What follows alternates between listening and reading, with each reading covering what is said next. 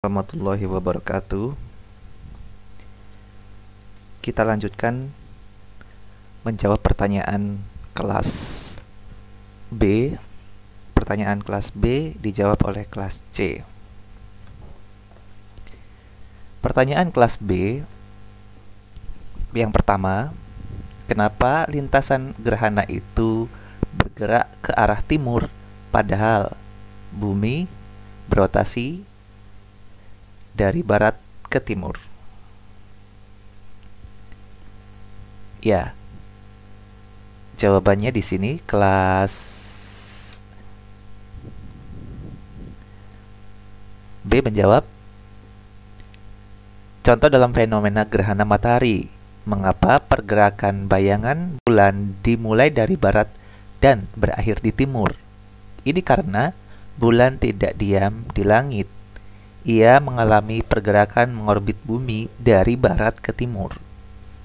Ketika dalam satu periode bulan bergerak mengelilingi bumi, bumi akan berputar pada porosnya sekitar hampir 30 kali.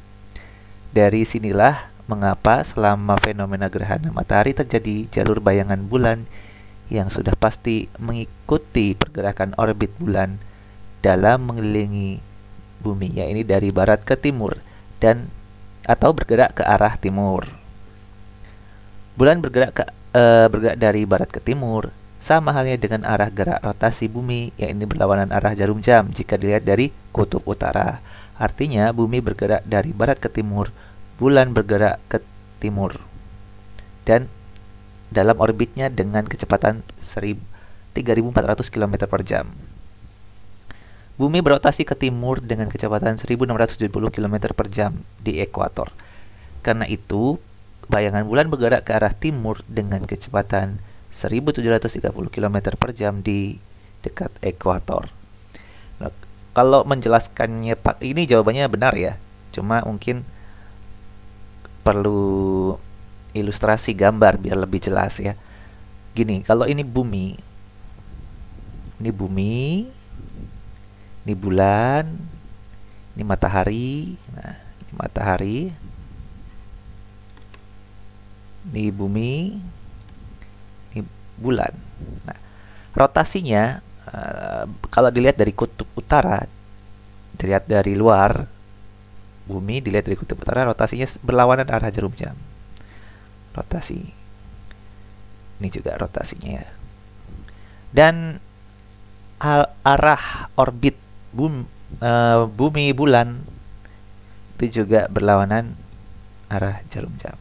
Nah, ke sana. Nah ya, mengelilingi bulan, mengelilingi bumi juga berlawanan arah jarum jam. Nah, jika kalau kita lihat perbesar nih, buminya kita perbesar, misalnya ini Indonesia ya. Indonesia itu ada Sumatera, Kalimantan, Sulawesi, Irian, ya Jawa. Ini kan barat, ini timur. Rotasinya kan ke sini. Nah, arah rotasi bumi, arah orbit bulan juga ke sini. Nah, matahari di sini.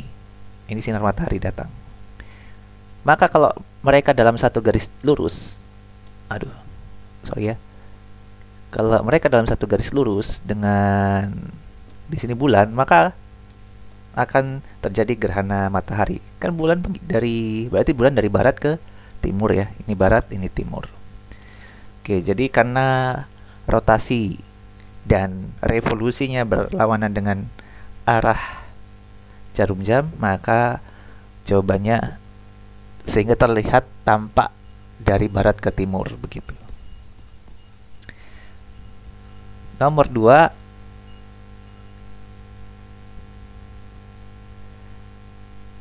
matahari memiliki gravitasi, bumi juga punya, tetapi gravitasi matahari lebih besar sehingga bumi bergerak mengelilingi matahari. Pertanyaannya, mengapa benda-benda di bumi tidak terkena efek dari gaya gravitasi matahari yang jelas lebih besar dari gravitasi bumi?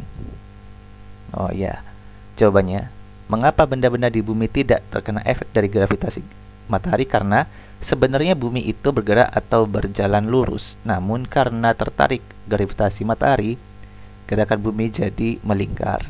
Dalam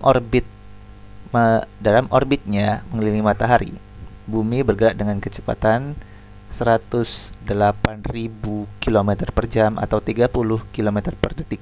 Kecepatan bumi mengorbit matahari ini merupakan kecepatan yang pas atau cukup untuk mempertahankan lintasan mengelilingi matahari.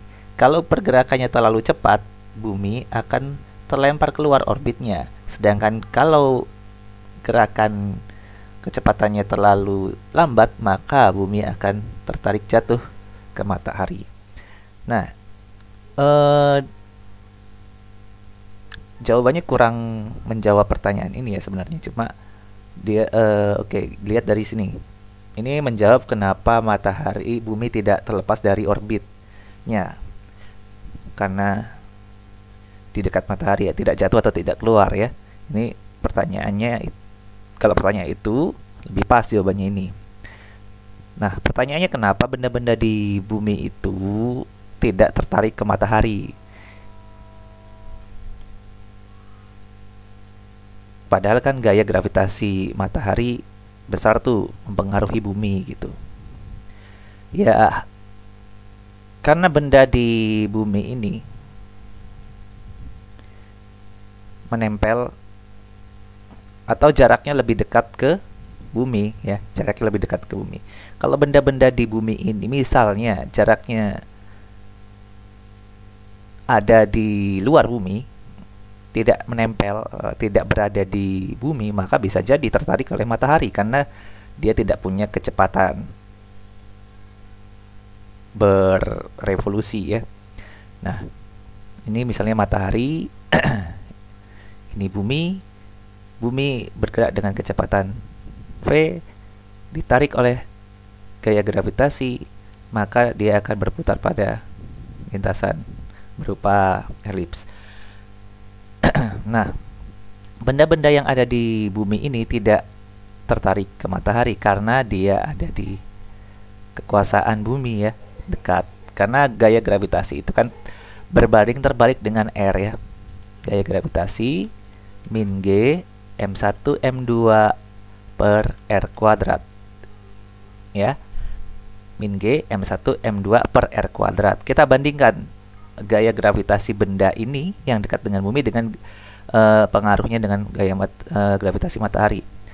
Jika benda itu kita hitung F di benda karena matahari ya, nih karena matahari, maka min G massa benda dikali massa matahari dibagi jarak benda ke matahari, nah, kuadrat. Bandingkan dengan gaya gravitasi benda karena bumi. Min G massa benda, massa bumi, ini massa matahari dibagi R kuadrat. Letak, nah R kuadrat ini yang paling krusial ya. R kuadrat kalau benda itu ada di bumi, berarti R kuadratnya itu hampir mendekati tak berhingga. Maksud saya, sorry, bukan mendekati tak berhingga, tapi mendekati 0 ya. R-nya 0 ya. Kalau R-nya 0 ya, gaya gravitasi bumi terlalu besar. Kalau R-nya jauh, R-nya besar, maka gaya gravitasinya dibandingkan dengan gaya gravitasi karena di bumi lebih besar gaya gravitasi di bumi karena benda itu ada di bumi. Jika benda itu berada di antara bumi dengan matahari atau di luar bumi, nah dengan jarak tertentu bisa jadi dia tertarik oleh matahari karena sudah di luar jangkauan bumi. Jadi karena letaknya menempel dengan bumi itulah maka tidak tertarik oleh matahari. Ya dihitung sama dengan dihitung, jadi benda-benda yang ada di bumi itu sama dengan dihitung bumi itu sendiri. Pertanyaan nomor 3. Pertanyaan nomor 3.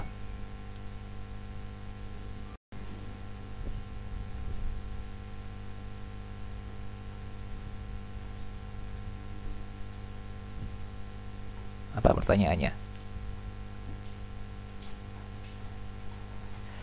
Kita tidak bisa merasakan panas inti bumi karena adanya mantel bumi yang ada di bawah lapisan kerak bumi. Ada kemungkinan tidak mantel bumi rusak atau bocor? Kalau ada, apa penyebabnya dan bagaimana efeknya bagi kehidupan bumi? Jawabannya, jika kemungkinan untuk rusak hampir tidak ada, akan tetapi hanya mengalami sedikit kebocoran seperti hanya bebatuan mantel yang terdorong karena aktivitas tektonik ya, gempa ya. Seperti wilayah Tableland di Taman Nasional Grossmorny. Nah, di situ jika masalah pengeboran sejarah mencatat hanya mencapai kedalaman 12.000 km saja. Dan ini belum mencapai mantel bumi karena mata bor yang digunakan akan hancur. Seandainya bisa ditembus, pasti lubang akan tertutup kembali sebab magma cair akan bergejolak dan menutup lubang yang telah dibuat. Jadi tidak ada kemungkinan mantel bumi mengalami kerusakan. Kalaupun ada, mungkin karena proses alam. Oke. Ya, ini sudah mewakili jawabannya ya. Oke. Sangat kecil sekali.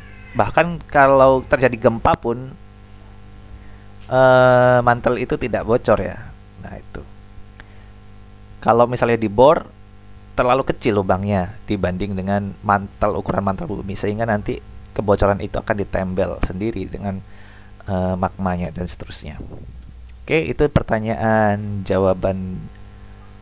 dari kelas B dan jawaban dari kelas C.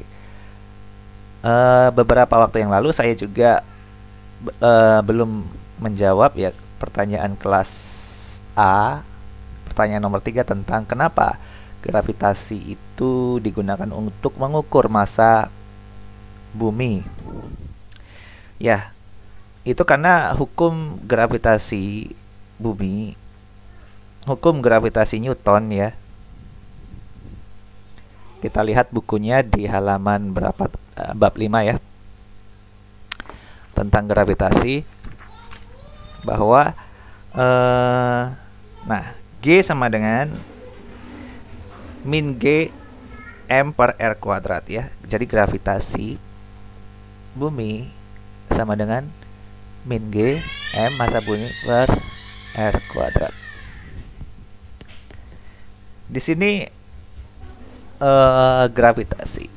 kecepatan gravitasi diukur untuk mengetahui massa bumi ya, karena kita udah tahu jari-jari bumi kan, R sudah ketahui, G juga sudah diketahui, maka dengan mengukur G kecil atau percepatan gravitasi, maka kita bisa mencari massa bumi berapa.